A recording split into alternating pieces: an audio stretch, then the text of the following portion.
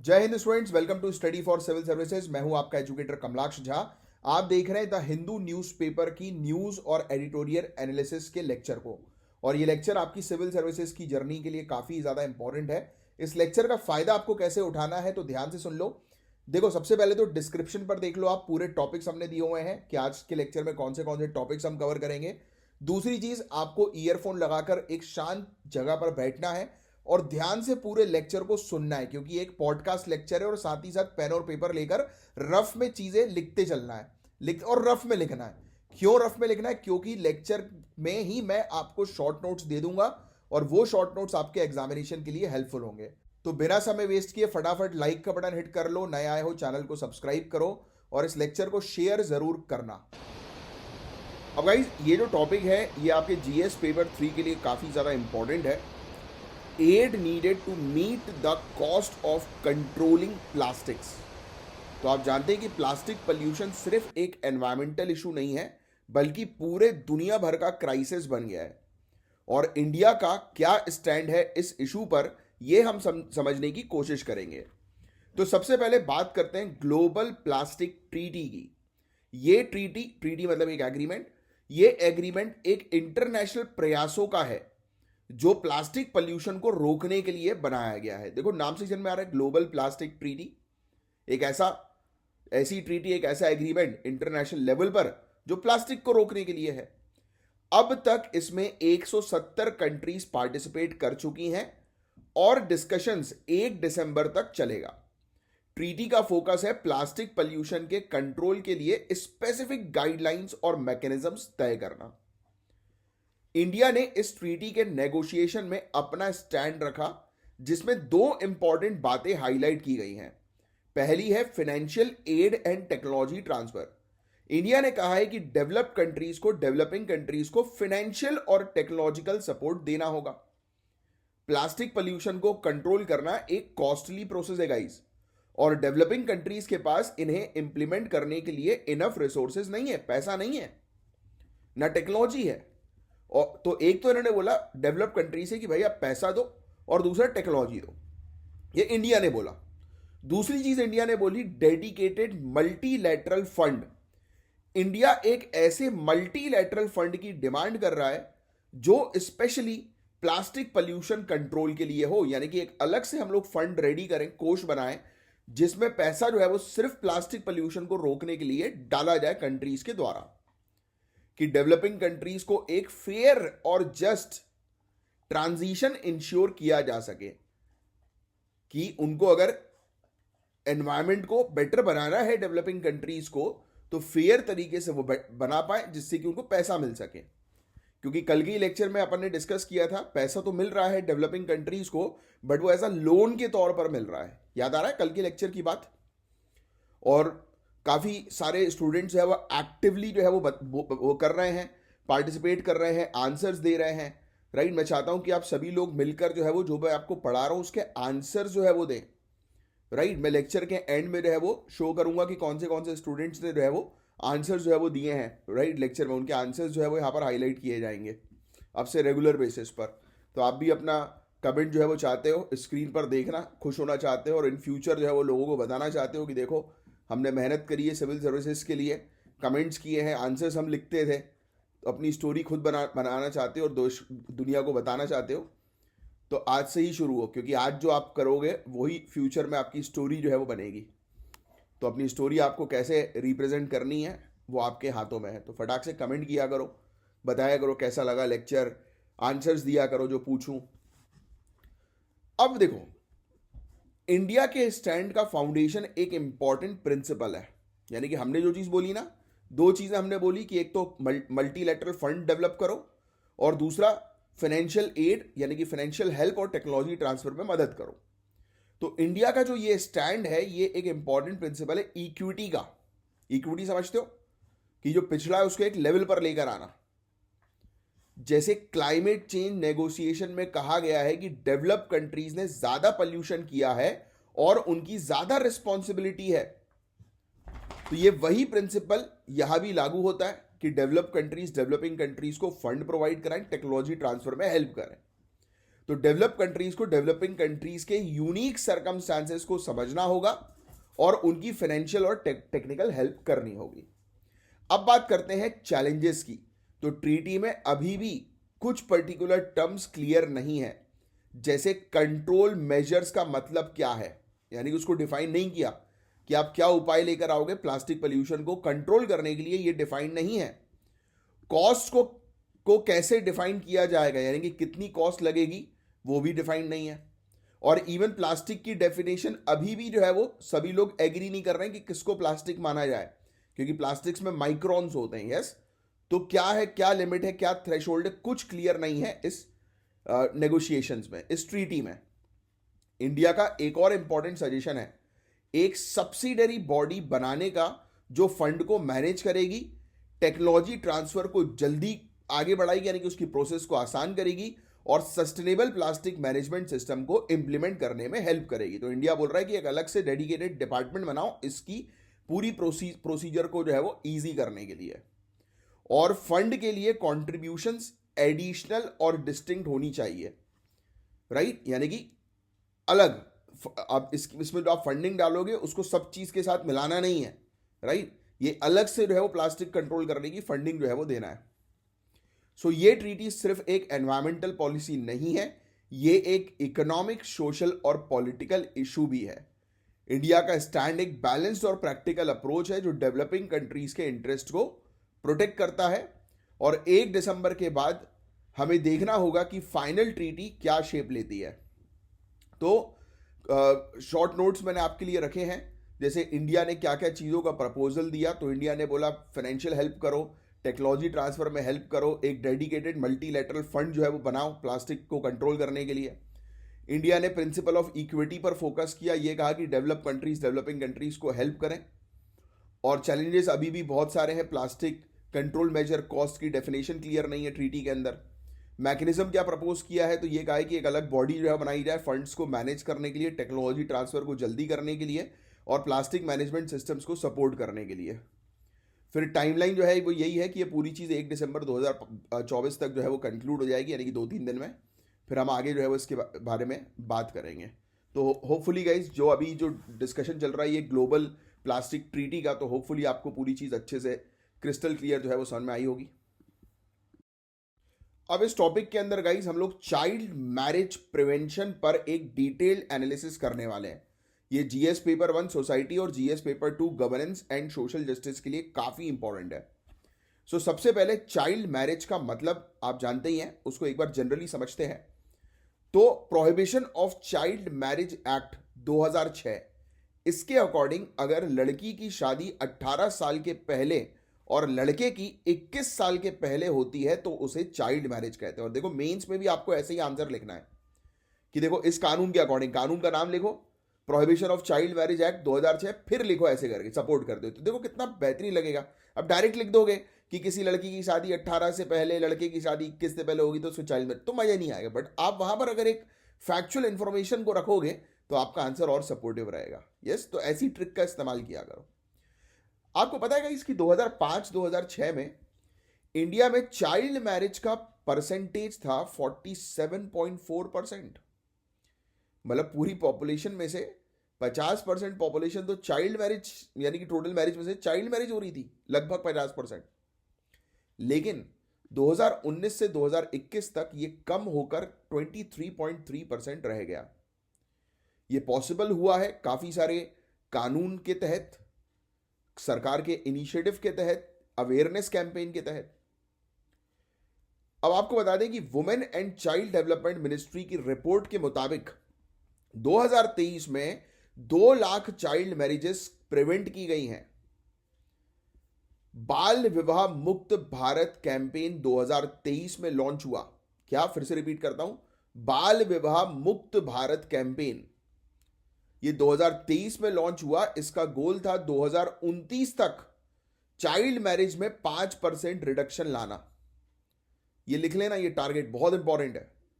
7 high burden states पर focus किया गया, जैसे वेस्ट बंगाल, झारखंड, राजस्थान, त्रिपुरा, आसाम, आंध्र प्रदेश। देखो इसमें यूपी बिहार नहीं है, यहीं पे आपको कंफ्यूज किया जाएगा बाल विवाह के नाम पर। 300 डिस्ट्रिक्ट्स को टारगेट करना जहां नेशनल एवरेज से ज्यादा चाइल्ड मैरिज होती है। तो ये इनका फोकस था। इस कैंपेन के तहत जो इंपॉर्टेंट इनिशिएटिव्स थे, पहला तो child marriage free Bharat portal. ये एक ऑनलाइन वेबसाइट थी जहां चाइल्ड मैरिज केस जो है वो रिपोर्ट किए जा सकते हैं, और मॉनिटरिंग और अवेयरनेस के लिए भी इस पोर्टल का उपयोग किया जाता है। फिर बेटी बचाओ बेटी पढ़ाओ के साथ कैंपेन्स चलाए जा रहे हैं। कोलैबोरेट किया गया बेटी बढ़ाओ बेटी पढ़ाओ कैंपेन के साथ बाल विवाह मुक्त भारत को। और कम्युनिटी लेवल अवेयरनेस ड्राइव्स, यानी कि ग्रास रूट्स लेवल पर टीचर्स, पेरेंट्स, रिलीजियस लीडर्स को इन्वॉल्व किया गया और किया जा रहा है कि जिससे कि अवेयरनेस क्रिएट की जाए कम्युनिटी के बीच में। लेकिन क्या सिर्फ कानून बना के चाइल्ड मैरिज खत्म हो सकती है? तो गाइज नहीं। आज भी सोशल प्रेशर्स और ऑर्थोडॉक्स बिलीव्स की वजह से चाइल्ड मैरिजेस होती हैं। गांव क्षेत्रों में लोग ये जो कानून है चाइल्ड मैरिज के प्रिवेंशन के लिए, इसके बारे में नहीं जानते, यानी कि लोगों के पास अवेयरनेस नहीं है। इसलिए यूनियन मिनिस्टर ने एम्फेसाइज किया है कि कम्युनिटी पार्टिसिपेशन और अवेयरनेस कैंपेन्स ही इस इशू को इफेक्टिवली टैकल कर सकते हैं। अब आगे क्या करना होगा? तो एजुकेशन के बिना कोई भी कैंपेन सक्सेसफुल नहीं हो सकता। तो एजुकेट करना है, महिलाओं को सशक्तिकरण करना है, महिलाओं का स्ट्रिक्ट कानून का इन्फोर्समेंट करना है, स्टेट और डिस्ट्रिक्ट लेवल पर मॉनिटरिंग को मजबूत बनाना है कि रिकॉर्ड किया जा सके, पता लग सके कहीं बाल विवाह तो नहीं हो रहा, और अवेयरनेस के थ्रू लोगों के माइंडसेट को जो है वो बदलना है। ये बेसिकली एक कॉम्प्रिहेंसिव एनालिसिस था चाइल्ड मैरिज प्रिवेंशन को लेकर। और आपको कुछ आंकड़ों के बारे में नोट्स में अगर आप मेंशन करना चाहो तो कर सकते हो, वैसे उतना इंपॉर्टेंट नहीं है। एवरेज 50% मेंशन कर सकते हो 47.4% की जगह। तो देखो ये स्टैटिस्टिकल प्रोग्रेस क्या थी वो मैंने आपको बता दी ऑलरेडी। फिर इसके अलावा इंपॉर्टेंट कैंपेन्स चाइल्ड मैरिज को रोकने के लिए, वो है बाल विवाह मुक्त भारत कैंपेन 2023 का, और child marriage free Bharat portal भी लाया गया, वो इसी के अंडर है, तो इसी का हिस्सा आप मेंशन कर देना। 7 हाई बर्डन स्टेट्स पर और 300 डिस्ट्रिक्ट पर फोकस किया गया। और कौन सी 7 स्टेट्स है तो मैं फिर से रिपीट कर देता हूं, चाहो तो लिख लो। ये स्टेट्स का जो है वो नाम है, और कमेंट बॉक्स पे लिखो। चलो मैं बोलता जा रहा हूं, आप कमेंट बॉक्स पे लिखते जाओ। वेस्ट बंगाल, झारखंड, राजस्थान, त्रिपुरा, आसाम, आंध्र प्रदेश। तो ये ऐसी स्टेट्स हैं जहां पर सबसे ज़्यादा चाइल्ड मैरिजेस हो रही हैं। लिख लिया?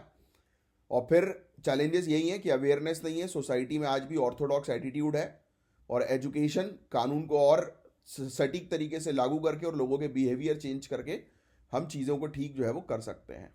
देखो, as easy as that. Guys, अब जो टॉपिक है जिसके बारे में हम लोग बात करने वाले हैं वो है मनरेगा का टॉपिक, यानी कि Mahatma Gandhi national rural employment guarantee act और the right to work deleted. ये जीएस पेपर 2, जीएस पेपर 3 के लिए काफी इंपॉर्टेंट और काफी इंटरेस्टिंग टॉपिक है, ध्यान से सुनना। तो मनरेगा कानून का मेन ऑब्जेक्टिव क्या है तो आपको ऑलरेडी पता है कि गांव क्षेत्रों में एम्प्लॉयमेंट और सोशल सिक्योरिटी प्रोवाइड करना, और हर घर को 100 दिन का वेज एम्प्लॉयमेंट मिलता है। ये बात आप सभी जानते हो, बेसिक इंफॉर्मेशन, कि 100 दिन के लिए जो है वो गांव क्षेत्रों में हर एक घर में, यानी कि एक सदस्य को जो है वो 100 दिन की नौकरी मिलती है, गारंटीड नौकरी सरकार की तरफ से। और वर्कर्स को जॉब कार्ड के थ्रू आइडेंटिफाई किया जाता है, जो हाउस होल्ड के सभी रजिस्टर्ड एडल्ट मेंबर्स की डिटेल्स रखते हैं। यस, जॉब कार्ड में सभी घर के एडल्ट मेंबर्स की डिटेल्स होती हैं। लेकिन प्रॉब्लम क्या है, तो इस चीज को हम समझेंगे कि आज की डेट में जॉब कार्ड्स को डिलीट किया जा रहा है, जॉब कार्ड डिलीशन हो रहा है। जॉब कार्ड जो एलोकेट किए जाते हैं, प्रोवाइड किए जाते हैं मनरेगा के तहत, इन जॉब कार्ड्स को हटाया जा रहा है। तो रीसेंट कुछ सालों में जॉब कार्ड्स डिलीशन काफी ज्यादा बढ़ गया है। स्टैटिस्टिक्स देखते हैं तो 2021-22 में 1.49 करोड़, यानी कि लगभग 1.5 करोड़ जॉब कार्ड्स को डिलीट कर दिया। 2022-2023 में 5.5 करोड़ के आसपास जॉब कार्ड्स को डिलीट कर दिया। सोचो आप, वेस्ट बंगाल में सबसे ज्यादा इसका इंपैक्ट पड़ा है। पर ऐसा क्यों हो रहा है? तो चलिए ऑफिशियल और ग्राउंड लेवल रीजन समझते हैं। ऑफिशियल रीजन पहले समझते हैं। ऑफिशियल रीजन जो है वो ये कहता है कि हाउस होल्ड जो है वो परमानेंटली माइग्रेट कर चुके हैं। ऑफिशियल्स बोल रहे हैं कि भाई ये जो जॉब कार्ड्स हैं ये उन लोगों के हैं हमारे पास जो किसी दूसरे स्टेट चले गए, माइग्रेट कर चुके हैं, अर्बन एरियाज चले गए, सिटी चले गए काम करने के लिए, राइट। फिर दूसरा इन्होंने बोला कि काफी सारे जॉब कार्ड्स डुप्लीकेट थे तो इसलिए हमको डिलीट करने पड़े।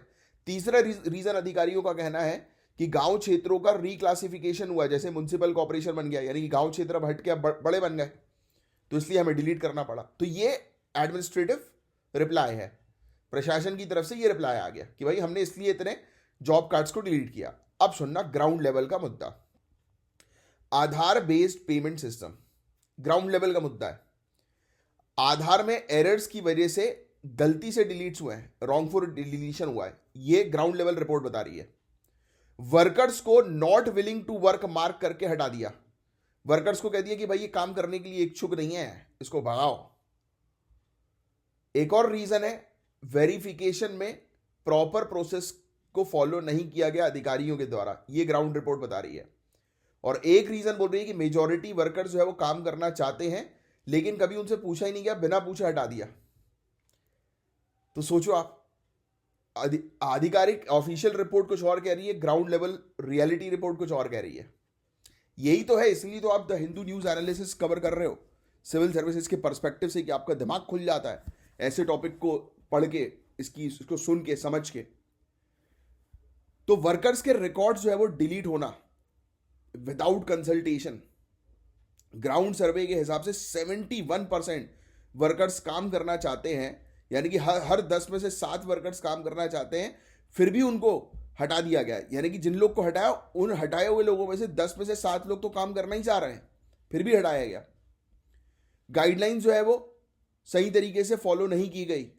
आधार लिंक सिस्टम जो है उसके कारण, टेक्निकल प्रॉब्लम्स के कारण एक्सक्लूड हो गया, क्योंकि आधार का जो बायोमेट्रिक सिस्टम है उसमें कई बार फिंगरप्रिंट नहीं लेता है। काफी सारे लोगों के फिंगरप्रिंट्स भी मार्क नहीं होते। जैसे मैं अपने छोटे भाई की बात करूं जो अभी लंदन में है, मेरा छोटा भाई का फिंगरप्रिंट जो है वो कोई भी मशीन वो नहीं कर सकती है, क्या बोलते हैं, ट्रैक।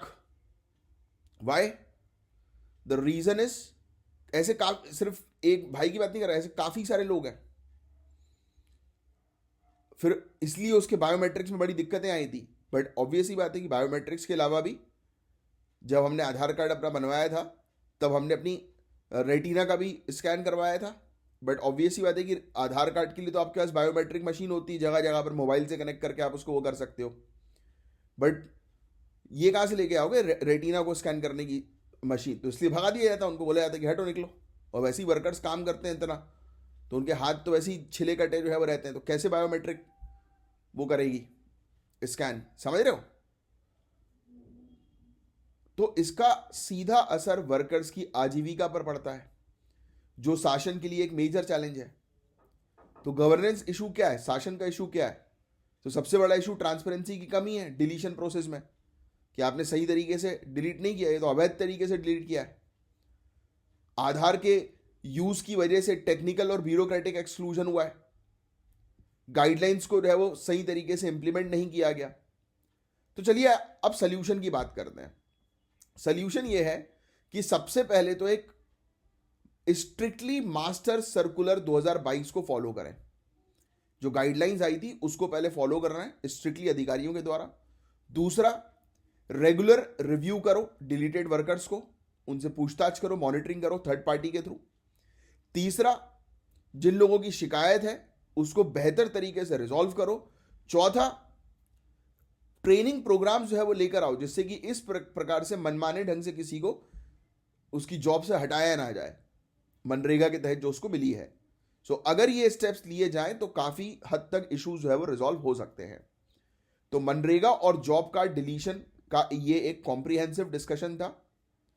सो होपफुली ये टॉपिक आपको काफी अच्छे से समझ में आया है और काफी हेल्पफुल भी रहा है आपके लिए। सो मनरेगा के बारे में मैंने आपको एक बेसिक आइडिया दे दिया। वर्कर्स को जॉब कार्ड्स के थ्रू आइडेंटिफाई किया जाता है, 100 डेज की गारंटीड जॉब जो है वो दी जाती हैं। अब कितने लोग को डिलीट किया ये आंकड़ा याद रखने की जरूरत नहीं है, बट एक बेसिक आइडिया होना चाहिए। तो रीजन जो है वो क्या, इन्होंने ऑफिशियल रीजन बताया, ग्राउंड लेवल रीजंस क्या है वो मैंने आपको मेंशन कर दिए नोट्स में। इसके इम्पैक्ट जो है वो क्या है वो भी मेंशन कर दिए कि भाई विलिंग वर्कर्स को बिना उनसे पूछताछ के जो है वो हटा दिया गया। गवर्नेंस चैलेंजेस है, ट्रांसपेरेंसी का मुद्दा है। तो सोल्यूशन भी मैंने आपको इसके अंदर 3 मेंशन जो है वो कर दिए हैं, तो ये आपको काफ़ी हेल्प करेगा आपके एग्जाम में। Science and technology GS paper 3 के आप टॉपिक को डिस्कस करेंगे, न्यू मॉइर सुपर कंडक्टर। अब इस टॉपिक को बहुत अच्छे से एंड तक समझना, पूरे फोकस के साथ। बहुत क्लियर अंडरस्टैंडिंग मैं आपकी प्रोवाइड कराऊंगा मॉइर मटेरियल से रिलेटेड, सुपर कंडक्टिविटी और इसका फ्यूचर में किन टेक्नोलॉजी यानी कि फ्यूचर टेक्नोलॉजीज में इसका क्या उपयोग होगा।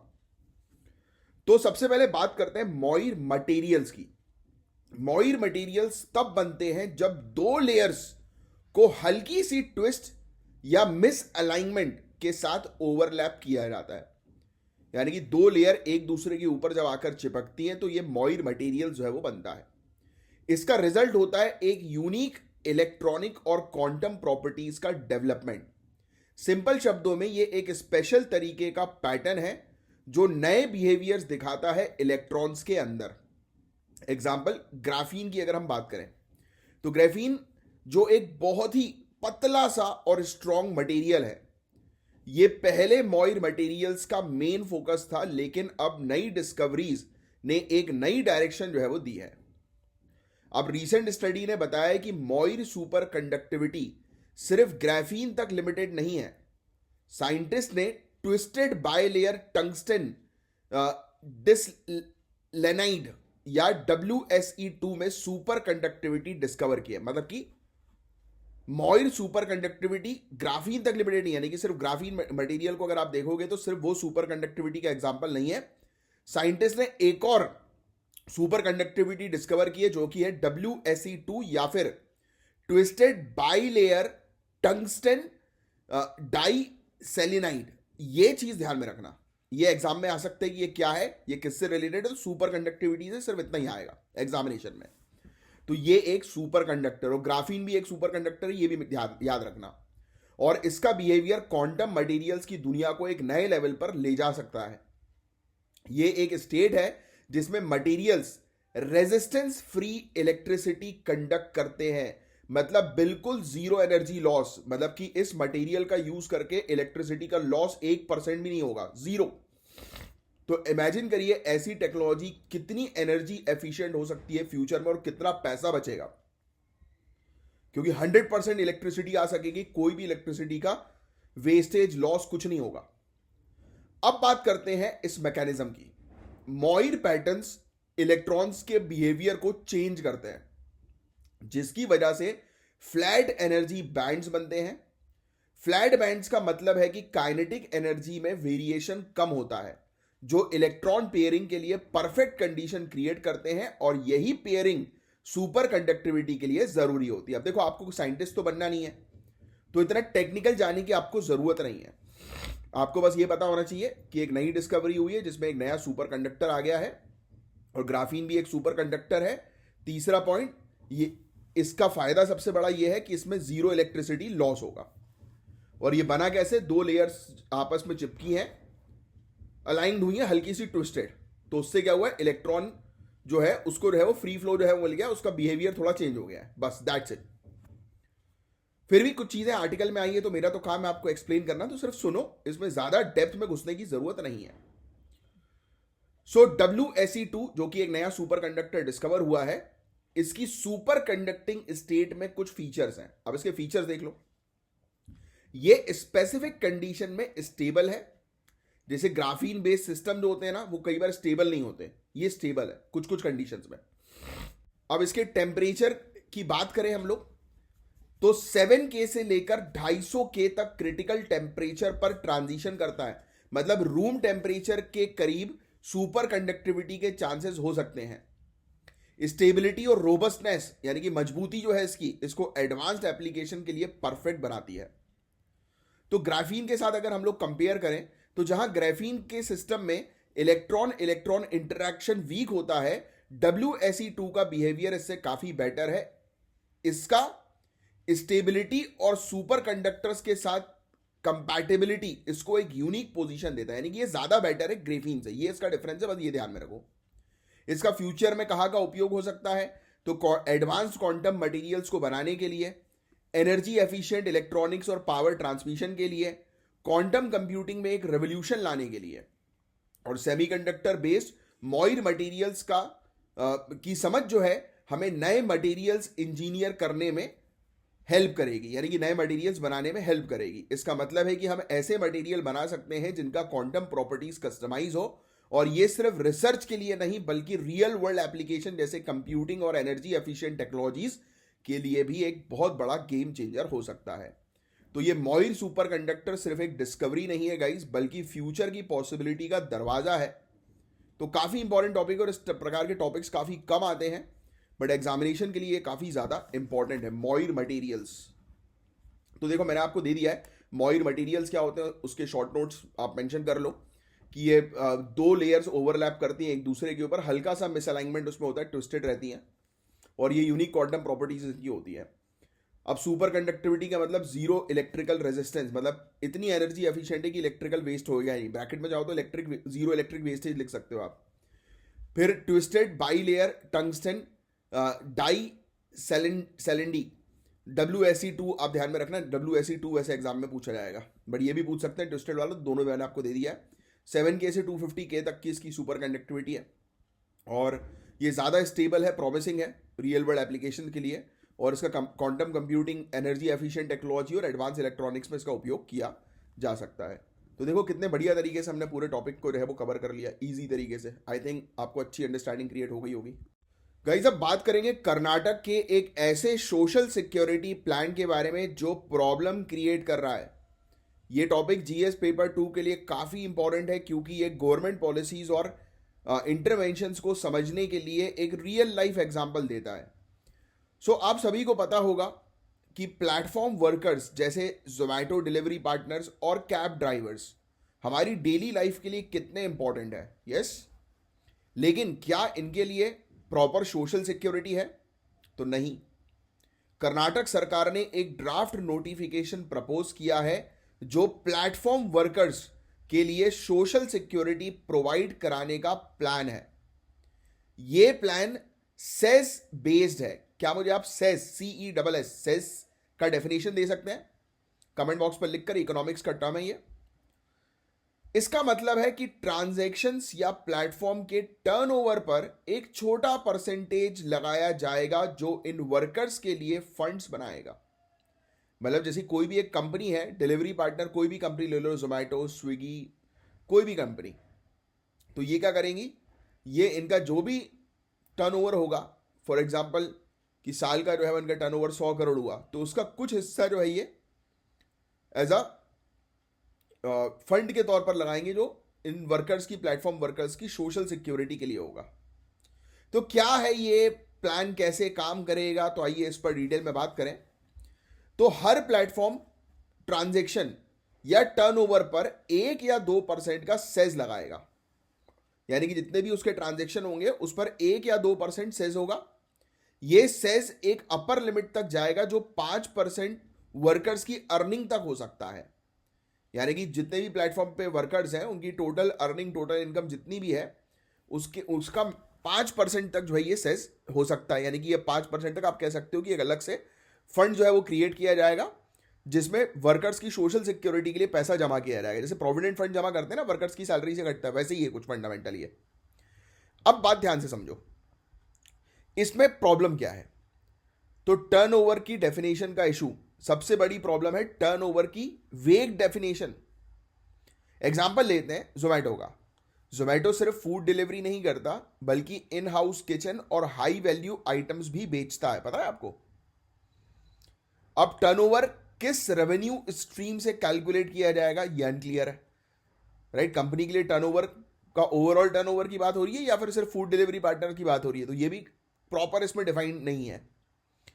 अब मैथमेटिकल चैलेंजेस, 2 कंडीशंस हैं। सेज 1 से 2% टर्नओवर के हिसाब से होना चाहिए और मैक्सिमम 5% वर्कर्स की अर्निंग का होना चाहिए। एक एग्जांपल लेते हैं, चलो अभी भी आप कंफ्यूज हो रहे होगे तो एग्जांपल लो।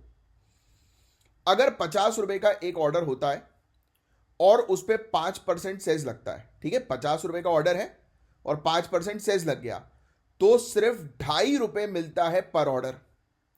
अगर एक वर्कर साल भर में 1880 ऑर्डर्स डिलीवर करता है तो एनुअल कंट्रीब्यूशन होगा सिर्फ 4700 रुपए। तो क्या ये काफी है उनकी सोशल सिक्योरिटी कवर करने के लिए, जैसे उनका मेडिकल हेल्थ इंश्योरेंस हुआ या कुछ भी एक्सीडेंटल कवरेज? बिल्कुल नहीं। अब देखिए, गारमेंट वर्कर्स को एक सेक्टर स्पेसिफिक सेस के थ्रू 15% तक बेनिफिट मिलता है, पता है आपको? अगर फॉर्मली एक गारमेंट बनाने वाला व्यक्ति अगर एक फॉर्मल सेक्टर में जुड़ा हुआ है तो 15% का बेनिफिट मिलता है उसको। पर यह प्लान प्लेटफॉर्म वर्कर्स के लिए उतना सपोर्ट प्रोवाइड नहीं करेगा।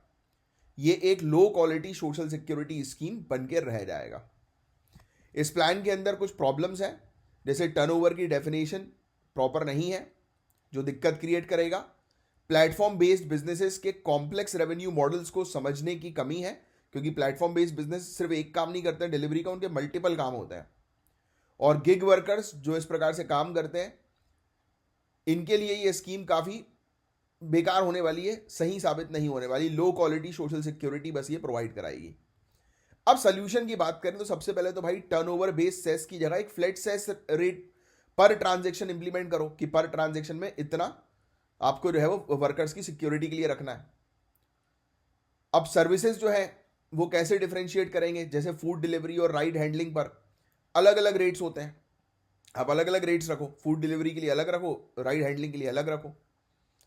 प्लेटफॉर्म्स को इंकरेज करें कि वो वर्कर्स की अर्निंग के प्रपोर्शन में अपना कॉन्ट्रीब्यूशन बढ़ाएं, कि वर्कर जो है वो जितनी अर्निंग कर रहा है उसकी अर्निंग के हिसाब से अगर कर दो तो सबसे बढ़िया है, कि जितना वो कमा रहा है उसका प्रोविडेंट फंड के तौर पर जो है वो रखते जाओ सोशल सिक्योरिटी स्कीम, तो बढ़िया रहेगा।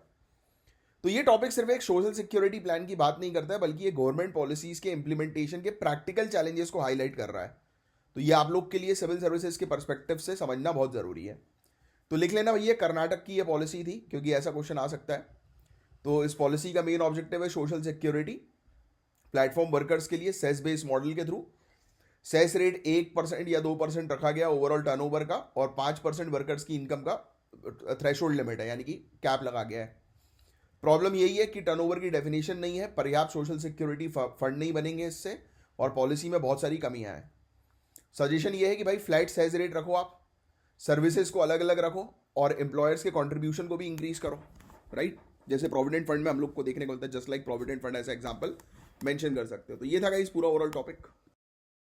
अब गाइस इस आर्टिकल में बात हो रही है फेयर शेयर और न्यूज मीडिया की फाइनेंशियल सस्टेनेबिलिटी के बारे में। सो जीएस पेपर 2 के लिए बहुत इंपॉर्टेंट टॉपिक है ये, इंडियन पॉलिटी गवर्नेंस से डायरेक्टली रिलेटेड है। सो आज के डिजिटल एरा में बड़ी टेक्नोलॉजी प्लेटफॉर्म जैसे गूगल और मेटा, जो फेसबुक की पेरेंट कंपनी है, आप जानते होंगे, तो ये बड़े जो प्लेटफॉर्म है गूगल और मेटा, ये काफी ज्यादा पावरफुल बन गए, ये बात आप जानते ही हैं।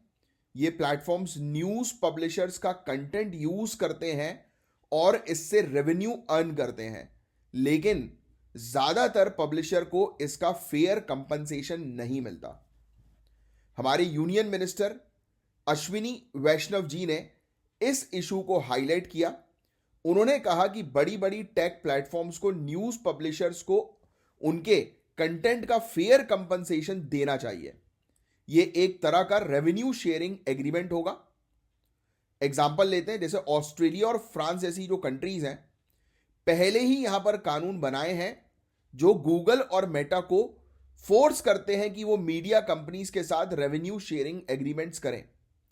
इंडिया भी इसी तरह के स्टेप्स एक्सप्लोर कर रहा है ताकि न्यूज ऑर्गेनाइजेशन की फाइनेंशियल वायबिलिटी को प्रोटेक्ट किया जा सके। सो बड़ी बड़ी टेक प्लेटफॉर्म्स बहुत तेजी से ग्रो कर रही हैं, राइट? इस वजह से एक पावर इंबैलेंस क्रिएट हो गया है। इसके कुछ प्रॉब्लम्स भी हैं।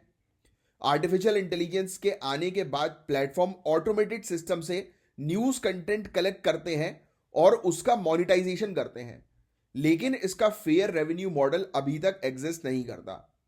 न्यूज पब्लिशर के पास रिसोर्सेज बहुत लिमिटेड होते हैं, जबकि बड़ी बड़ी टेक्नोलॉजी कंपनी के पास बहुत ज्यादा फाइनेंशियल और टेक्नोलॉजिकल पावर होती है। तो क्या हुआ, दो प्रॉब्लम सबसे बड़ी क्या आई? देखो, एक तो एआई ने क्या किया, एआई ऑटोमेटिकली आज की रेट में अलग अलग वेबसाइट से न्यूज को जो है वो कलेक्ट करके अपने पास रख देता है। दूसरा, न्यूज पब्लिशर्स है, यानी कि जैसे बड़ी बड़ी जो कंपनीज है, मीडिया कंपनीज, इनके पास रिसोर्सेज लिमिटेड होती हैं, और बड़ी बड़ी जो बिग टेक कंपनीज है गूगल मेटा, इनके पास रिसोर्सेज बहुत ज्यादा है, टेक्नोलॉजिकली एडवांस्ड है, तो ये अपने हिसाब से जो है वो न्यूज़ को जो है वो चेंज करके जो है वो अपने नाम से जो है वो बेचती हैं। मतलब कि जिस मीडिया प्लेटफॉर्म ने न्यूज़ इकट्ठा करने के लिए पंचायती करी, तो दूसरे प्लेटफॉर्म ने जो है वो क्या किया, अपने नाम से जो है वो उसको बेचना शुरू कर दिया। तो ये क्या हुआ, ये एक प्रकार से जो मीडिया जो है, मीडिया की जो वो होनी चाहिए क्रेडिबिलिटी, वो तो घट गई ना। अच्छा, मेरा एक क्वेश्चन है आपसे, देखते हैं इसका आंसर कौन बताएगा।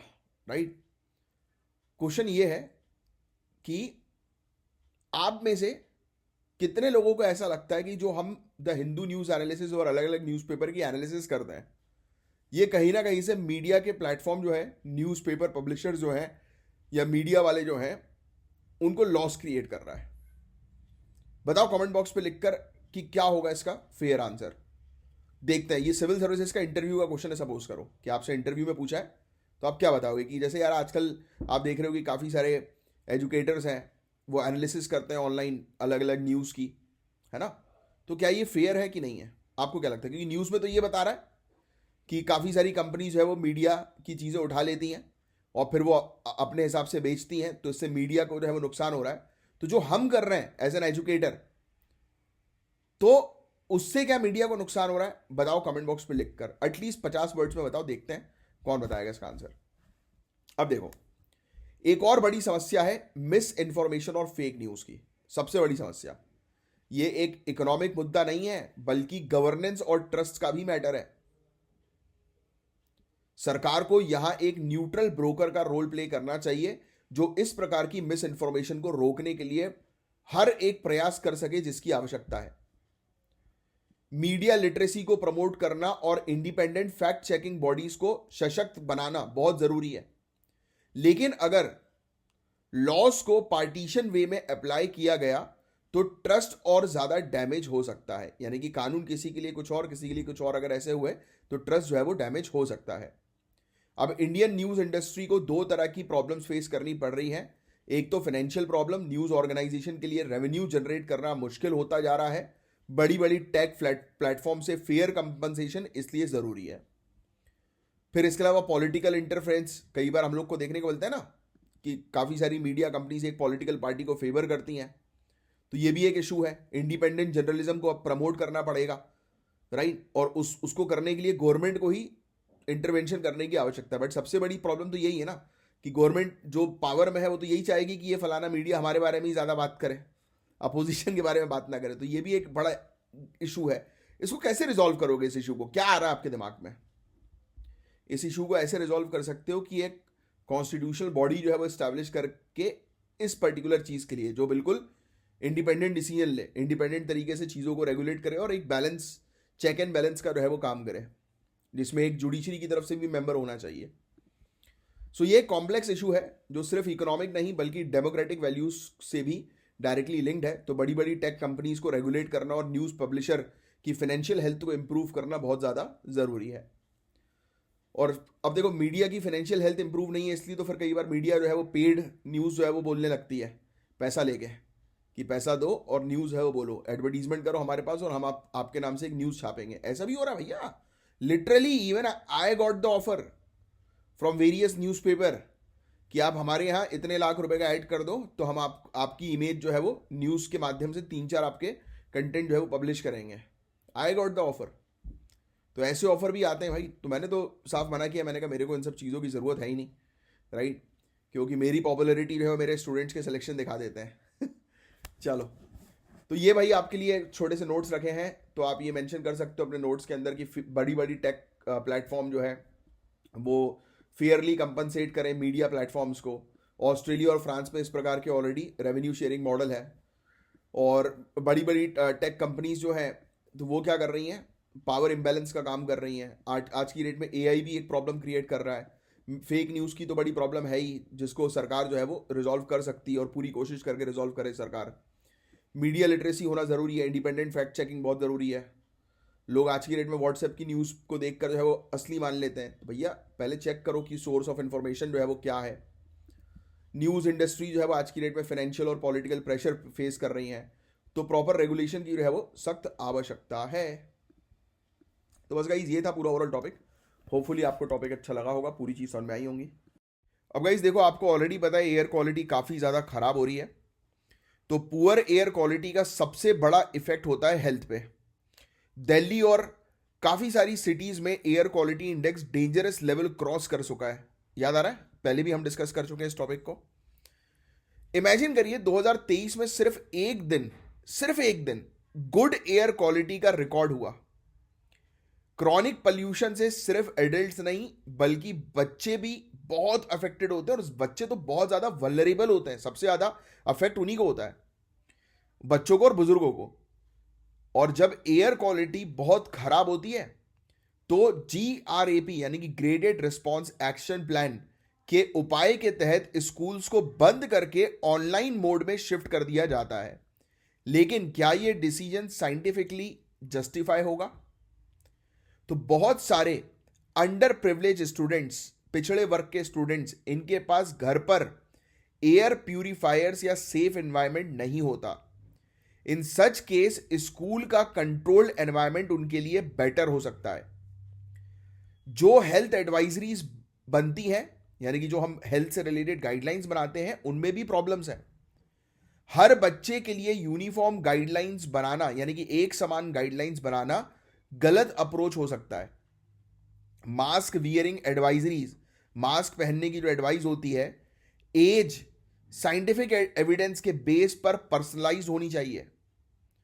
वल्नरेबल ग्रुप जैसे कि जिनको ऑलरेडी कुछ बच्चों को अस्थमा है या इस प्रकार की मेडिकल प्रॉब्लम्स है, तो इनको मेडिकल एक्सपर्ट्स की प्रॉपर गाइडेंस होनी चाहिए।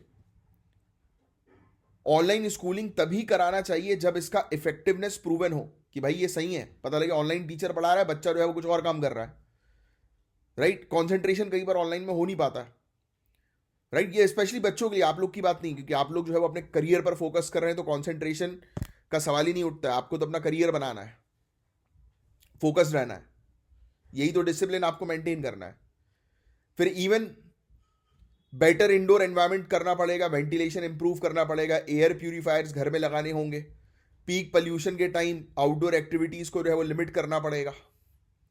तो ये सब कुछ साइंटिफिक बेस्ड अप्रोच है एयर पोल्यूशन से लड़ने के लिए। स्कूल में एनुअल इन्फ्लुएंजा वैक्सीनेशन को प्रमोट करना चाहिए कि स्कूल के अंदर ही वैक्सीन जो है वो लगाई जाए ताकि रेस्पिरेटरी इंफेक्शंस कम हो। सो पॉलिसी लेवल पर भी कुछ रिकमेंडेशंस हैं, जैसे कि GRAP।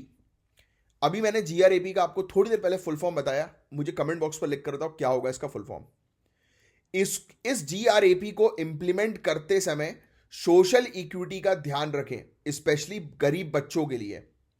शॉर्ट टर्म सॉल्यूशंस जैसे स्कूल बंद होना, इससे ज्यादा फोकस लॉन्ग टर्म सॉल्यूशन पे होना चाहिए, जैसे पोल्यूशन के स्ट्रक्चरल कारण को टैकल करना कि पोल्यूशन किस कारण हो रहा है, उसको ठीक करो।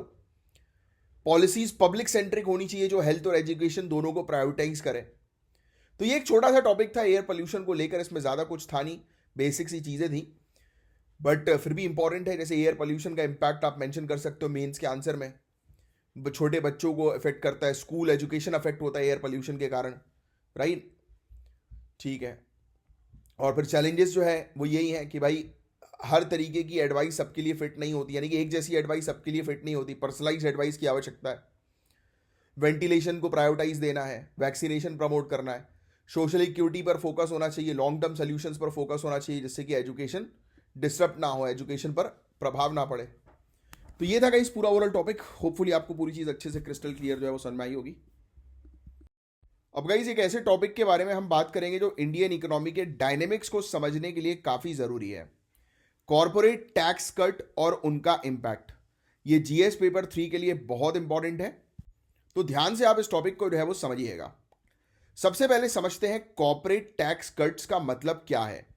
सितंबर 2019 में गवर्नमेंट ने कंसेशनल टैक्स रिजीम इंट्रोड्यूस की थी।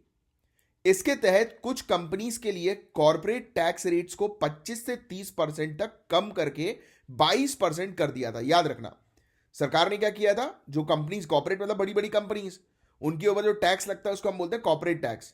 सरकार ने इस कॉर्पोरेट टैक्स का जो रेट था 25 से 30% का, उसको घटाकर 22% कर दिया। मेन ऑब्जेक्टिव यह था कि प्राइवेट इन्वेस्टमेंट को बढ़ावा देना और ग्लोबल लेवल पर एक कॉम्पिटिटिव बिजनेस एनवायरनमेंट क्रिएट करना, क्योंकि कंपनीज को फायदा मिलेगा टैक्स का तो कंपनीज और बिजनेस ऑपरेशन अपने बढ़ाएंगी।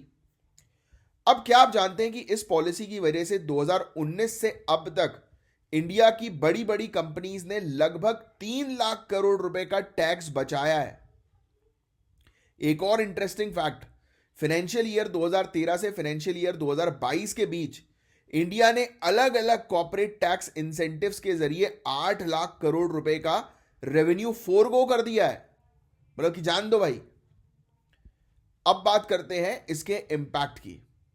पिछले 5 सालों में, यानी कि अगर हम बात करें फाइनेंशियल ईयर 2022 से 2024 तक के पीरियड, 4-5 साल के, तो कंपनीज के प्रॉफिट 32.5% ग्रो हुए हैं, लेकिन कॉर्पोरेट टैक्स पेड सिर्फ 18.6% से इंक्रीज हुआ। इफेक्टिव टैक्स रेट जो पहले 30% था फाइनेंशियल ईयर 2014 में, वो फाइनेंशियल ईयर 2024 में सिर्फ 22.1% रह गया। इसका मतलब साफ है कि टैक्स बर्डन जो है वो कंपनीज पर कम हुआ है, कंपनीज को फायदा हुआ है, बट इसका फायदा सोसाइटी तक कितना पहुंचा है, इसी पर ही हम और बात करने वाले हैं। अब समझते हैं इस पॉलिसी के पीछे का पर्पस क्या था और इस पर की गई आलोचनाएं क्या है। तो पर्पस यही था कि प्राइवेट इन्वेस्टमेंट को बढ़ावा देना है, क्योंकि अगर सरकार टैक्स कम करेगी तो लोग ज्यादा इन्वेस्टमेंट करेंगे, नई जॉब्स क्रिएट होगी, बेटर बिजनेस इकोसिस्टम बनेगा। तो ये मेन ऑब्जेक्टिव था। बट प्रॉब्लम्स क्या है, कोविड-19 के दौरान प्राइवेट इन्वेस्टमेंट में बहुत तेजी से बूस्ट देखने को मिला। कंपनीज ने ज्यादा टैक्स बचाने के लिए काम किया इंस्टेड ऑफ री इन्वेस्टिंग देम इन इकोनॉमी। मतलब कंपनी ने टैक्स बचाया और उस पैसे से अपनी मतलब लग्जरी इंजॉय करी, आप ये समझ सकते हो, रेदर देन जो हम सोच रहे थे कि कंपनी वाले टैक्स बचा के उस पैसे को जो है वो और बिजनेस ग्रो करने में लगाएंगे, तो वो ऐसा नहीं किया इन्होंने। गवर्नमेंट की जो फिस्कल रिसोर्सेज पे प्रेशर आ गया, गवर्नमेंट का रेवेन्यू कम होगा तो ऑब्वियस ही बात है गवर्नमेंट के ऊपर प्रेशर आएगा ही, और गवर्नमेंट के ऊपर प्रेशर है तो पब्लिक वेलफेयर स्कीम्स और जो भी डेवलपमेंट गवर्नमेंट करती है तो वो कम हो गए, रुक गए। तो ये देखो, ये एक इशू है। सरकार ने अच्छा सोचा टैक्स रेट कट करके, कॉर्पोरेट टैक्स कट करके, बट उसका फायदा जो है वो सोसाइटी तक नहीं पहुंच पाया। कंपनीज इनकम टैक्स एक्ट के अंडर अलग अलग डिडक्शन का भी यूज करती है, पता है आपको। Research and development, charitable donation, special economic zones, यहां पर ऑपरेट करके, और फाइनेंशियल ईयर 2022 में ही इन सब डिडक्शन से 82,528 करोड़ की ये डिडक्शन थे, यानी कि इतना कंपनीज ने सेव कर लिया। अब बात करते हैं लार्जर पिक्चर की, बड़े पिक्चर की, बिग पिक्चर। तो corporate tax to GDP ratio गिर गया, जो पब्लिक फाइनेंसेस और रिसोर्सेज के इक्विटेबल डिस्ट्रीब्यूशन के लिए एक चैलेंज है, क्योंकि सरकार के पास टैक्स नहीं आएगा तो जीडीपी कैसे इंक्रीज होगी, और जीडीपी इंक्रीज नहीं होगी तो सरकार के पास पैसा नहीं रहेगा, पैसा नहीं रहेगा तो सरकार डेवलपमेंट नहीं कर पाएगी, स्कीम्स पर काम नहीं कर पाएगी, जो कि हो रहा है। इसलिए जरूरत है एक बैलेंस बनाने की, जहां कॉर्पोरेट टैक्स में सुधार और डेवलपमेंटल नीड्स दोनों को ध्यान में रखा जाए। सो ये एक सिंप्लीफाइड एक्सप्लेनेशन था कॉर्पोरेट टैक्स कट का और उसका इंपैक्ट क्या है उसका, जो मैंने अभी आपको दिया। होपफुली आपको पूरी चीज अच्छे से क्रिस्टल क्लियर समझ में आई होगी कि देखो, कॉर्पोरेट कई बार सरकार अच्छा भी करती है टैक्स कट करके, सरकार का विजन कुछ और होता है बट रियलिटी में हो कुछ जाता है। तो करना क्या चाहिए, मैं आपसे पूछना चाहूंगा। वीडियो पॉज करो, दिमाग लगाओ, आप अपने आप को एक पॉलिसी मेकर मानो, एक आईएएस ऑफिसर मानो, और फटाक से आंसर लिखकर बताओ कि क्या आप सोल्यूशन दोगे, कि क्या करे कंपनी की जिससे कि सरकार टैक्स रेट भी कम करे और उसका फायदा रियलिटी में देखने को मिले। देखते हैं किसका दिमाग कितना चलता है। और ये शॉर्ट रिवीजन है आपके लिए, कॉर्पोरेट टैक्स में कट कितना हुआ है तो वो मैंने आपको आंकड़े दे दिए। हालांकि आंकड़े उतने इंपॉर्टेंट नहीं होते आपके लिए, बट जनरली एक अगर आइडिया रखना चाहो तो रख सकते हो। और फिर कितना पैसा बचा लिया कंपनी ने तो वो भी मैंने मेंशन कर दिया है। और फिर यहाँ पर ये भी लिख दिया है कि कॉर्पोरेट प्रॉफिट जो है वो कितना ज़्यादा बढ़ गया है और टैक्स कितना कम पे किया है, यानी कि कंपनी का प्रॉफिट तो बढ़ा बट कंपनी ने टैक्स जो है वो कम पे किया है, सरकार के पास रेवेन्यू कमाया है। ठीक है, इसका क्रिटिसिज्म भी ये है कि प्राइवेट इन्वेस्टमेंट नहीं हुआ, लिमिटेड था। कॉर्पोरेट रिजर्व जो है वो इंक्रीज हो गए, यानी कि कंपनीज का वैल्यूएशन बढ़ गया, बट कंपनीज ने री इन्वेस्टमेंट नहीं किया इकोनॉमी के ऊपर। और tax to GDP ratio, corporate tax to GDP ratio गिर गया, और इसको बैलेंस करने की आवश्यकता है, जिसके बारे में मैंने आपसे पूछा है कि आप क्या बताएंगे। तो दिमाग चलाओ। अब ये आर्टिकल जो आया है गाइस, ये जीएस पेपर 2 के पर्सपेक्टिव से इंपॉर्टेंट है और इंटरनेशनल रिलेशंस, पॉलिटी, इन सब के लिए बहुत इंपॉर्टेंट है। सबसे पहले समझते हैं पाकिस्तान में चल रही पॉलिटिकल अनरेस्ट के बारे में, यानी कि पॉलिटिकल इश्यूज के बारे में जो पाकिस्तान में चल रहा है। ये एक ऐसा मुद्दा है जो सिर्फ पाकिस्तान तक सीमित नहीं है, बल्कि हमें डेमोक्रेसी और इंस्टीट्यूशन की इंपॉर्टेंस को समझने का एक मौका देता है, लोकतंत्र को समझने का मौका देता है। अभी पाकिस्तान में टेंशन है मिलिट्री बैक्ड गवर्नमेंट की और अपोजिशन पार्टी पाकिस्तान तहरीक ए इंसाफ पीटीआई के बीच, यानी कि जो अभी पाकिस्तान के अंदर मिलिट्री सपोर्टिव गवर्नमेंट है और जो पीटीआई है उनके बीच में इशू चल रहा है। पीटीआई के लीडर और former prime minister Imran Khan को जेल भेज दिया गया है और उनके सपोर्टर्स इसके खिलाफ प्रोटेस्ट कर रहे हैं। पाकिस्तान में करंट पॉलिटिकल प्रॉब्लम क्या है उसके बारे में बात करें तो पीटीआई सपोर्टर्स इमरान खान की रिलीज की डिमांड कर रहे हैं, यानी कि पीटीआई के जो सपोर्टर्स हैं, यानी कि इस पॉलिटिकल पार्टी को जो लोग सपोर्ट करते हैं, वो इमरान खान को बोल रहे हैं कि इनको रिहा करो और इस्लामाबाद में रैलीज कर रहे हैं, right, even under high securities. और पीटीआई के हजारों वर्कर्स, यानी कि जो सपोर्टर्स हैं, उनको अरेस्ट किया गया है या पार्टी वर्कर्स को अरेस्ट किया गया है और सिटी एंट्रेंस ब्लॉक कर दिया गया है। पीटीआई को उनका popular election symbol cricket bat use करने के लिए भी नहीं दिया जा रहा। मतलब सोचो पाकिस्तान के अंदर डेमोक्रेसी डेमोक्रेसी की हालत खराब है, तो आपको ऑलरेडी पता है, उसका लाइव एग्जांपल देखो। यहां हमें समझना होगा कि डेमोक्रेसी तभी फंक्शनल होती है जब हर पॉलिटिकल पार्टी को अपनी आवाज उठाने का हक हो।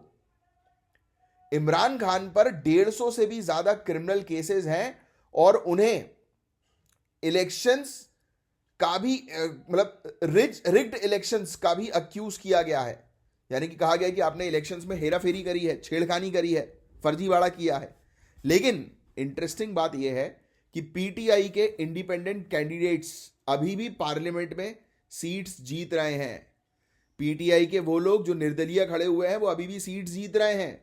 ये शो करता है कि एक लीडर की इन्फ्लुएंस ग्रास रूट लेवल तक कैसे इंपैक्ट दिखाती है। दूसरी तरफ पाकिस्तान की इकोनॉमी आपको पता है कि मट्टी पलीत हो चुकी है, उनकी काफी स्ट्रगल कर रही है। हाइपर इन्फ्लेशन है, इतनी महंगाई है जिसकी सोच नहीं सकते आप। हाइपर इन्फ्लेशन मतलब करेंसी वैल्यू उनकी गिर रही है, रिजर्व जो है वो पूरी तरह से खत्म होने वाले हैं, जो भी उनके फॉरेन रिजर्व बचे हुए हैं। इंटरनेशनल मॉनिटरी फंड ने $7 बिलियन का बेल आउट दिया है कि चलो ठीक है भाई, माफ जो होता है ना लोन माफ, वो। लेकिन पॉलिटिकल इंस्टेबिलिटी की वजह से शासन और इकोनॉमिक रिकवरी दोनों वीक हैं। पाकिस्तान की पॉलिटिक्स में मिलिट्री का इन्वॉल्वमेंट काफी गहरा है, ये बात तो आप जानते ही हैं। पीटीआई को सप्रेस करने की कोशिश ने डिविजन्स और बढ़ा दिए हैं और इसका लॉन्ग टर्म सॉल्यूशंस तभी हो सकता है जब प्रो डेमोक्रेसी सुधार लाए जाएं। ये रिफॉर्म्स तभी पॉसिबल हैं जब पॉलिटिकल स्टेबिलिटी और इंस्टीट्यूशनल बैलेंस एस्टैब्लिश हो। आप सुधार तभी कर सकते हो जब पॉलिटिकल सिस्टम स्टेबल हो, वरना कैसे करोगे भाई आप। यहां इंडियन कॉन्स्टिट्यूशन के बेसिक स्ट्रक्चर की इंपॉर्टेंस समझ आती है, जो इंश्योर करता है कि हर इंस्टीट्यूशन का रोल वेल डिफाइंड हो और अकाउंटेबल हो। तो इंडिया और पाकिस्तान के एक्सपीरियंसेस हमें यह सिखाते हैं कि डेमोक्रेसी यानी कि लोकतंत्र की सस्टेनेबिलिटी के लिए पॉलिटिकल स्टेबिलिटी और इंस्टीट्यूशनल इंटीग्रिटी कितनी जरूरी है। पाकिस्तान में मिलिट्री इंटरफियर करती है, हमारे यहां नहीं करती। कॉन्स्टिट्यूशन का बेसिक स्ट्रक्चर डॉक्ट्रिन जो है हमारा, वो हमें इस प्रकार की सिचुएशन से प्रिवेंट करता है। ये चीज मेंस के आंसर में लिखोगे आप। तो ये काफी इंटरेस्टिंग सा टॉपिक था। तो देखो मैंने आपके लिए नोट्स रख दिए हैं कि पाकिस्तान में क्या इशू चल रहा है और इकोनॉमिक क्राइसिस किस प्रकार के हैं पाकिस्तान के अंदर, मिलिट्री का क्या रोल है, तो वो आप जानते ही हैं। क्या रिफॉर्म्स की आवश्यकता है वो भी मेंशन कर दिया। और इंडिया क्यों बेहतर है, क्योंकि इंडिया के अंदर क्या है, कमेंट बॉक्स में लिखकर बताओ। कौन सी डॉक्ट्रिन है, कमेंट बॉक्स में लिखकर बताओ। अब एक ऐसी दवाई के बारे में बात करने वाले हैं गाइस जो बेसिकली अधिकतर लोग जो है वो खाते हैं। रेंटैक के नाम से ये फेमस दवाई है, या फिर इसको रेनिटीडाइन जो है वो इसको कहते हैं। ये बेसिकली कई बार एसिडिटी के लिए यूज की जाती है, डॉक्टर्स भी कई बार दे देते हैं। पर पता है आपको, अब इस दवाई में एक डेंजरस कार्सिनोजन मिल गया है जो कैंसर का रीजन बन सकता है। इस टॉपिक में हम इस इंपॉर्टेंट चीज को समझेंगे। तो सबसे पहले यह समझना जरूरी है कि रेंटीडाइन ये क्या है? तो ये एंट एसिड ड्रग है जो एसिडिटी और हार्टबर्न को ट्रीट करने के लिए यूज होता है। ये कॉमनली ज़ेंटैक के नाम से भी जाना जाता है, लेकिन रीसेंट स्टडी में ये पता लगा है कि इस दवाई में हाई लेवल है एनडीएमए यानी कि एन नाइट्रो सोडी मिथिलेमाइन का। एनडीएमए एक जाना माना कार्सियोजेन है जो कैंसर का कारण हो सकता है, पर्टिकुलरली लिवर, स्टमक और ईसोफेगस का कैंसर हो सकता है। अब ये पूरे दुनिया भर में न्यूज़ फैल गई है और रेगुलेटरी बॉडीज जैसे कि यूनाइटेड स्टेट्स का एफडीए और यूरोप का ईएमए, इन्होंने 2020 में ही रेनिडिडाइन की सेल्स बैन कर दी थी, लेकिन इंडिया में अभी भी ये दवाई फ्रीली अवेलेबल है किसी भी मेडिकल स्टोर में। एनडीएमए एक्सपोजर से हेल्थ पर काफ़ी सीरियस रिस्क हो सकता है, स्पेशली जब लॉन्ग टर्म यूज़ हो। अगर कोई व्यक्ति लॉन्ग टर्म तक रेनिडिडाइन खा रहा है तो उसे कैंसर जैसे सीरियस बीमारी हो सकती है। ये बहुत बड़ा पब्लिक हेल्थ रिस्क है और इंडिया में इसको इग्नोर किया जा रहा है। अब ग्लोबल अवेयरनेस के बाद भी इंडियन गवर्नमेंट ने इस इशू को सीरियसली एड्रेस नहीं किया और ये सिचुएशन हमारी हेल्थ इंफ्रास्ट्रक्चर और ड्रग रेगुलेटरी सिस्टम की वीकनेस को दिखाती है। अब ये समझना जरूरी है कि इंडिया में जो रेगुलेटरी बॉडीज हैं जैसे कि central drugs standard control organisation यानी कि CDSCO, उनके पास इतनी स्ट्रिक्ट टेस्टिंग स्टैंडर्ड नहीं है। वो इम्प्योरिटीज जैसे कि एनडीएमए को डिटेक्ट करने के लिए प्रॉपर टेस्टिंग फैसिलिटीज नहीं रखती। इसके अलावा जो हमारे यहाँ पर प्रॉपर तरीके से ड्रग्स की क्वालिटी को स्टैंडर्ड सेट करने वाला इंस्टीट्यूशन है वो एक्सेसिबल ही नहीं है, यानी कि काफ़ी सारी कंपनीज उस तक पहुंच नहीं पाती और बहुत सारे मैन्युफैक्चरर्स के लिए ये अनअफोर्डेबल है। क्या? फार्माकोपोइया, और इसीलिए कंप्लाइंस का इशू होता है, राइट, क्योंकि प्रॉपर स्टैंडर्ड्स की मेडिसिन बनती नहीं है। अब इस मुद्दे के कारण जो है वो एक और इंपॉर्टेंट पॉइंट उठता है जो कि है इंडियन गवर्नमेंट का रोल। मिनिस्ट्री ऑफ हेल्थ के पास पावर है section 26A drugs and cosmetic act 1940 के तहत कि वो जितने भी हार्मफुल ड्रग्स की मैन्युफैक्चरिंग है और सेल्स है उनको बैन कर सकती है। बट अवेयरनेस के बावजूद अभी तक रेंटेक की सेल जो है वो इंडिया में चल रही है, कोई इसको रोक नहीं पाया। इससे क्लियर हो जाता है कि रेगुलेटरी फेलियर्स की वजह से पब्लिक हेल्थ रिस्क काफ़ी तेजी से बढ़ रहा है और गवर्नमेंट को इस पर इमीडिएट एक्शन लेने की आवश्यकता है। अब इस सब को देखते हुए ये ज़रूरी हो जाता है कि इंडिया की ड्रग्स रेगुलेटरी फ्रेमवर्क में सुधार लाए जाएं और हमारे पास एक स्ट्रॉन्ग और ऑटोनोमस रेगुलेटरी बॉडी होनी चाहिए जो ड्रग की सेफ्टी को इंश्योर करे। एक प्रॉपर रेगुलेटरी फ्रेमवर्क होना चाहिए जिसमें इम्प्योरिटीज के लिए क्लियर परमिसिबल लिमिट सेट हो और वो लिमिट्स स्ट्रिक्टली लागू किया जाए, तभी जाके हम ऐसी दवाइयों को रोक सकते हैं जो पब्लिक हेल्थ के लिए डेंजरस हो सकती है। सो गाइज, ये काफ़ी ज़्यादा इंपॉर्टेंट टॉपिक था। इसके शॉर्ट नोट्स में आप ज़ेंटैक या रेनिडिडाइन या रेंटैक के नाम से भी जिसको हम लोग जो है वो जानते हैं, तो अब ये मेंशन कर सकते हो। ये एंटा एसिड ड्रग है जो हार्टबर्न और एसिडिटी के लिए यूज़ में लिया जाता है और इसके अंदर एनडीएमए पाया जाता है जो कि कैंसर के साथ लिंक्ड होता है और यूएसए और यूरोप के अंदर इसको 2020 में ही बैन कर दिया था, बट इंडिया में इसको ओपनली बेचा जाता है और ये बीमारी जो है वो कैंसर कर सकती है अगर लंबे समय तक इसका उपयोग किया जाए तो। और प्रॉब्लम सबसे बड़ी ये है इंडिया के अंदर कि हमारे यहाँ पर प्रॉपर टेस्टिंग नहीं होती है एनडीएमए की, जो कि एक कार्सियोजन है। गवर्नमेंट का रोल, हेल्थ मिनिस्ट्री जो है वो इस प्रकार के ड्रग्स को बैन कर सकती है, उनके पास पावर है, बट वो नहीं कर रही हैं। तो इसलिए हमें एक स्ट्रॉन्ग फ्रेमवर्क की आवश्यकता है और इस प्रकार से गवर्नमेंट एक्शन ले ऐसी चीज़ों पर, ये बहुत ज़्यादा ज़रूरी है। तो गाइज़, ये था हमारा आज का लास्ट टॉपिक। उम्मीद करता हूँ पूरी चीज़ आपको अच्छे से क्रिस्टल क्लियर समझ में आई होगी। अगर आई है तो प्लीज़ लाइक का बटन ज़रूर हिट करें, चैनल को शेयर करें और मिलेंगे हम नेक्स्ट लेक्चर में। तब तक के लिए bye bye, take care, have a great day ahead. जय हिंद।